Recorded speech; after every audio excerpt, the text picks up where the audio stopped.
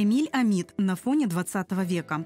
Так называется новая книга крымского писателя Шевкета Кишвединова, которую автор представил в библиотеке Гаспринского в Ахмеджите. Издание «Научная работа литературоведа». Это результат трехлетней исследовательской деятельности автора, который основан на литературном анализе творчества известного писателя, прозаика, переводчика Эмиля Амида, его публикаций и архивных материалов. В первую очередь находка – это архив литературного института имени Горького, где учился Эмиль Амид. Я нашел творческую папку Эмиля Амида и его личное дело.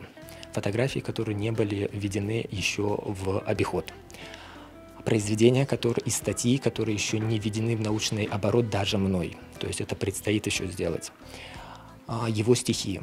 Первые попытки. То, что мы сегодня говорим про стихотворение «Моему деду», что это единственное опубликованное стихотворение, но это не значит, что у него единственно написанное.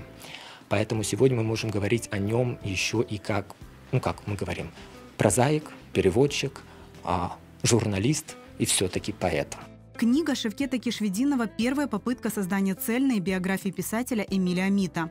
Особый интерес у автора вызвали ранее малоизученные произведения прозаика.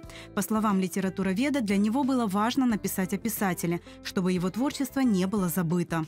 Он говорил о крымских татарах, о нас с вами, рассказывая про свою семью, про всех, рассказывая про историю, про мифологию, про легенды. Об этом можно прочитать в романе «Последний шанс», в повести Алай Чалма. Он говорил про трагедию выселения. Об этом можно прочитать в «Бархатном сезоне». Если говорить о каких-то открытиях, конечно, это повесть «Бархатный сезон», про которую вообще нет никакой информации, про которую никто не писал, которая до 2022 года в принципе не была введена в оборот. Он говорил о возвращении крымских татар на родную землю. В том же, предположим, в той же повести «Оленей родник». Гости мероприятия, известные журналисты, педагоги и студенты, в творческой беседе задавали автору интересующие их вопросы.